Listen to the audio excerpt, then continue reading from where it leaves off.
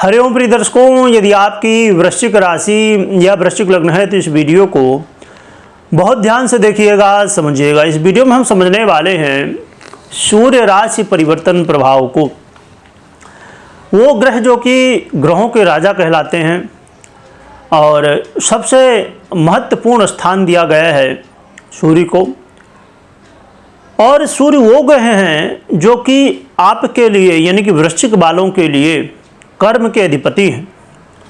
और कहते हैं ना कि भैया कर्म से ही सब कुछ प्राप्त होता है। सकल पदार्थ यही जग माही, कर्महीन नर पावत नाहि। तो कर्महीनता यदि हो गई, हम यदि कर्म नहीं करते तो हमें कुछ मिलता नहीं। इसीलिए कर्म ही सबसे प्रधान है। कर्म प्रधान है विश्व करि राखा, जो जस कीन सो तस फल चाखा। तो कर्म सबसे प्रधान है। तो आपके कर्म के अधिपति सूर्य अब अपना राशि परिवर्तन करने जा रहे हैं। और आपके लिए देखा जाए तो ये मेष राशि में गोचर करते हुए आपके षष्टम में गोचर करेंगे। मेष राशि में गोचर करेंगे सूर्य। और मेष राशि इनकी उच्च की राशि है, मंगल की राशि है। तो इसमें बहुत अच्छा फल देने वाले माने गए हैं। 14 अप्रैल को सूर्य अपना राशि परिवर्तन करेंगे। तो अब 15-16 तारीख से आने वाले समय में लगभग 1 महीने के लिए यानी कि 15 मई तक अब मेष का फल देंगे।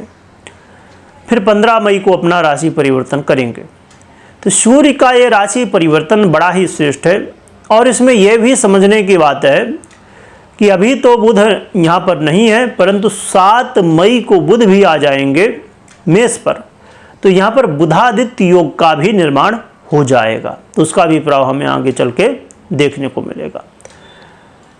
सूर्य वो ग्रह हैं जो आपके जीवन में एक ऐसा रोल निभाते हैं जो कि बाकी जितने भाव हैं वो सब इसी के ऊपर डिपेंड होते हैं, क्योंकि कर्म से ही सब कुछ प्राप्त होता है। और हमें आरोग्यता चाहिए, हमें मान सम्मान चाहिए, हमें जीवन में चाहिए कि हम बहुत उन्नति प्रगति करें। हम जो भी काम कर रहे हैं उसमें कोई बाधाएं ना आए। तो सूर्य बहुत महत्वपूर्ण है। चलिए जानते हैं क्या प्रभाव देंगे। तो सूर्य का ये राशि परिवर्तन आपके जीवन में आपको एक साहस देने वाला होगा।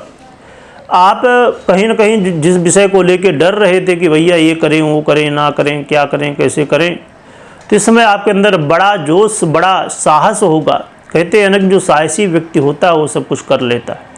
तो आपके अंदर साहस उत्पन्न होगा, जिसकी वजह से आप बहुत अच्छे से अनेक कार्यों को कर सकेंगे। और आप अपने यदि शत्रुओं से परेशान थे तो इस समय शत्रुओं पर विजय प्राप्त होगी।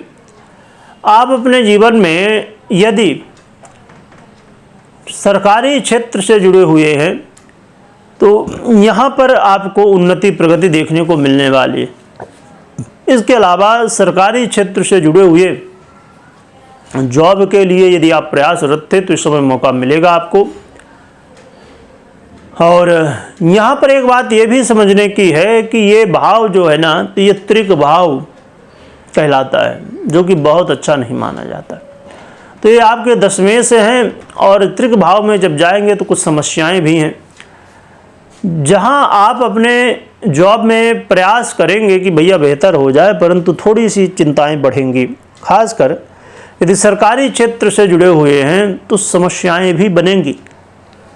हाँ, परंतु यहाँ पर यह है कि यदि आप कर्म करने के लिए मेहनत करने के लिए तैयार हैं तो सूर्य आपको अच्छे फल देने के लिए भी तैयार है। तो इसीलिए आपको कर्म खूब कराएंगे, खूब मेहनत करवाएंगे इस समय, परंतु सफलताएँ भी दिलाएंगे। तो आपको मेहनत से पीछे नहीं हटनी है।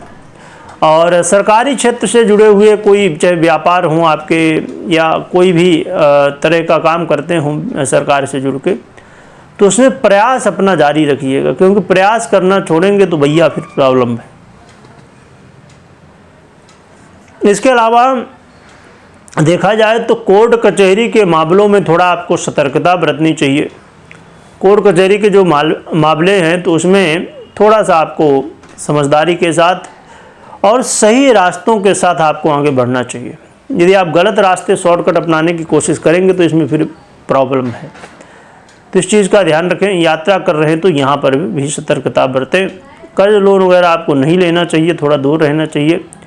और अपने स्वास्थ्य का भी ध्यान आपको रखना चाहिए, क्योंकि स्वास्थ्य भैया ठीक है तो सब कुछ होता रहता है, क्योंकि बाकी चीज़ें तो शरीर जब काम करेगा तभी तो करेंगे। तो इसीलिए ज़रूरी है कि शरीर स्वस्थ रहे और आप खूब मेहनत कर सकें। तो नौकरी को लेके काफ़ी चीज़ें जो है तो पॉजिटिव चीज़ें देखने को मिलेंगी, ये बहुत अच्छी बात है। और मैं बता दूं कि संभवतः आपको आवाज़ आ रही होगी थोड़ा, क्योंकि आज हवा बहुत ज़्यादा चल रही है, जिसकी वजह से थोड़ी खिड़कियां भी आवाज़ कर रही हैं।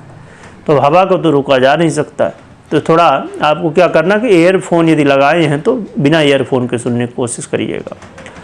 चलिए, या तो ऐसी जगह में जहाँ शांति स्थिति हो तो वहाँ पर ईयरफोन की आवश्यकता ही ना पड़े। प्रिय दर्शकों, देखा जाए तो ये बहुत ही महत्वपूर्ण है कि क्या उपाय करना चाहिए जिससे हमें अच्छे परिणाम मिल सकें।